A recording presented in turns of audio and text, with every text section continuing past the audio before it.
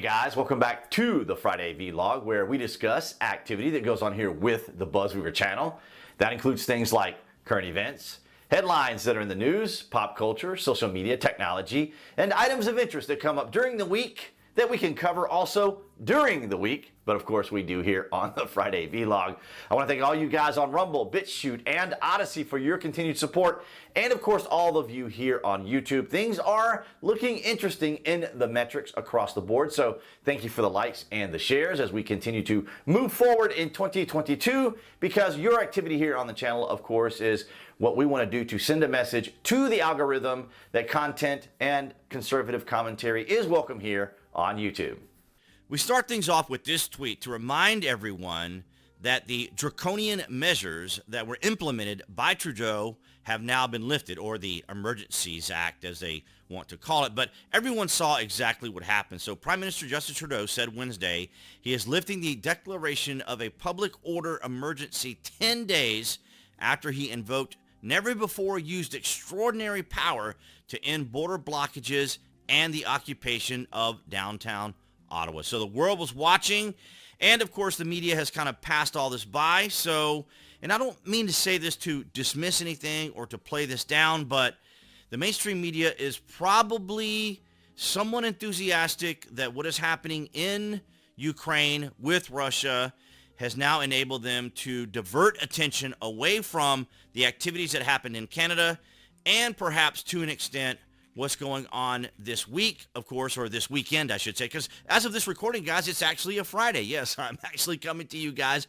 on a Friday. It has been a crazy week trying to keep up with everything that's going on, and perhaps I might even do a video later today on the actual current events that are happening in Ukraine and with Russia. So from the Los Angeles Times, trucker convoy headed to Washington, D.C. to protest sea mandates rolls out of California. So they are headed to D.C.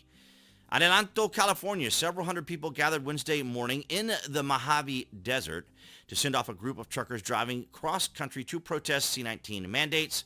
Supporters posed for selfies and gifted homemade cookies and other items to dozens of truck drivers who intended to travel to Washington, D.C. The convoy is similar to ones whose defiant blockades have shut down border crossings to the north as truckers rallied in Canada over the nation's response to the pandemic. And of course, we all know what occurred in Canada. So a pretty impressive line here says truckers and supporters calling themselves the People's Convoy traveling along Highway 395 on Wednesday. So for some of the individuals, they started out already on Wednesday. So they are headed to D.C. And we'll get into that, of course, here momentarily. I just want to show you some of the little pictures and items that we're seeing, because you're not seeing a lot of this on mainstream media or social media today because, of course, the events happening in Europe. But I just wanted to show you guys and bring it to your guys' attention, of course, because this is something that we have talked about this week. And it may have been perhaps a little bit larger, and maybe a little bit of the bluster has been taken away as a result of what's happening over in Europe, or I should say in Ukraine and Russia, of course. So from the Philadelphia Inquiry, what to know about the trucker convoys slated to go through New Jersey and Pennsylvania next week. And of course, we always know that the media always has to tell us what we need to know, what we need to know. Thank goodness for the Philadelphia Inquirer for letting us know what we need to know, because without them, what would we know? Inspired by the weeks-long protest against C-19 mitigation rules in Canada, truckers from across... It's interesting how they're wording all of this stuff.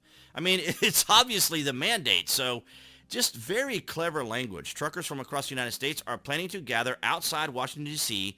in the next week. So, of course, it's all starting off today. This is February the 25th. And New Jersey and Pennsylvania residents and business owners have organized through multiple public Facebook groups to collect coats, non-perishable food, and even books for the truckers who say they will be protesting in the Capitol for an extended period of time. Now, we talked about this earlier in the week. I was a little focused on, or I was going to say concerned, but not necessarily concerned, but I was really curious to see what they were actually going to do, how long they were going to be there, and hopefully, I'm just saying, I hope that everything goes peacefully. We'll get into that here in a moment as well. But I wasn't anticipating them to do anything, say, like they did in Canada, where they, completely clogged everything up. But they will get people's attention by having the convoy there, of course. And then we move on to Newsweek.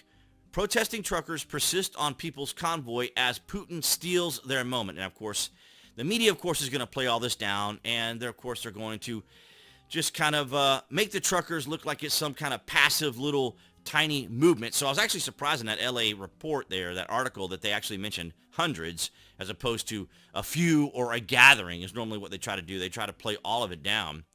So less than 24 hours after the People's Convoy embarked on their 11-day protest journey to Washington, D.C., Russian troops began their invasion on Ukraine. However, the latest developments in Europe aren't stopping the trucker protest from demanding the end of COVID mandates and restrictions, of course, and they shouldn't. And this, of course, is to bring attention to the mandates, whether they are implemented or haven't been totally implemented, or they are still implemented. I had a little link that I had about this that I posted to a commenter on why this was all going on and the necessity to bring it to people's attention because, of course, Joe Biden had dangled the idea of fines over people's heads, which caused a lot of disruption to business, caused a lot of disruption in our culture, caused a lot of disruption among people who had worked through the pandemic prior to the vaccine, and now all of a sudden they had to make a decision. Well, do I keep my job or get the vaccine? And it was really a very terrible ultimatum when, of course, it was unconstitutional. SCOTUS had to step in. That would be the Supreme Court of the United States for all you foreigners who may not know all the acronyms.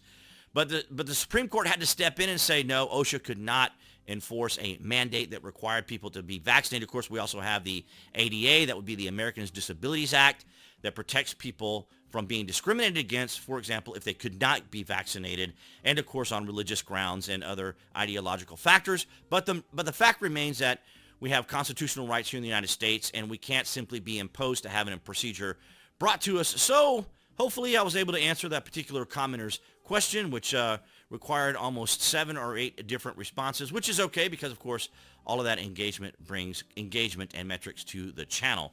But nonetheless, so the important factor here that I wanted to point out here was from Kyle Sefik, and he was mentioning here that they're doing everything lawfully. They want to do everything peacefully.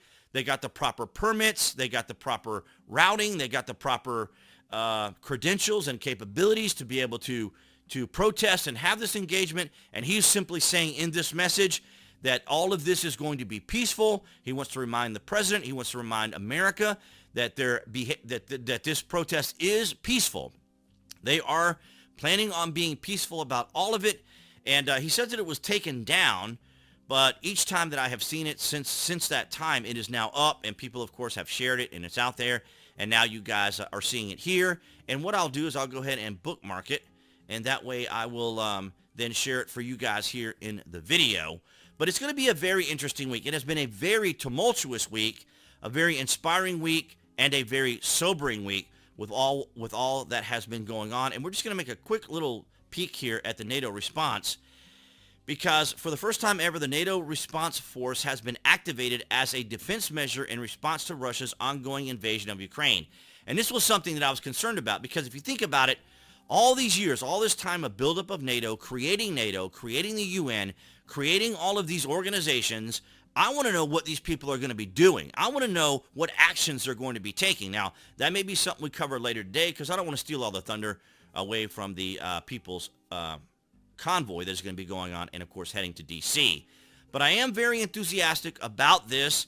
I think that despite the fact that what's going on in Ukraine and Russia, this will still bring attention to the people. And I've seen little pop-ups throughout the week, in at least the last 24 hours, of messages and articles saying that the mandates are being relaxed, and maybe the Democrats and the mainstream media are trying to get ahead of this so that the convoy perhaps can't take credit for the fact of any mandate changes, because, of course, the machine, the establishment, our government, they want to make sure that they're in control, and that the people, who are actually the ones who are supposed to be in control, aren't the ones dictating to them, which should be a very clear sign that we are a constitutional republic, and this is why this convoy is important.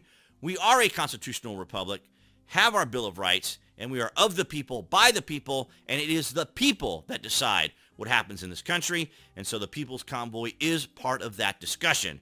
I want to thank all of you guys for your continued support, and if you haven't already, make sure you click that like button, as always, to help support the channel. As in 2022, we're going to continue to show the algorithm that this content and Kyle's messages is acceptable and capable to be out here in the public eye for everyone to enjoy. And that's what I have for you guys for this Friday.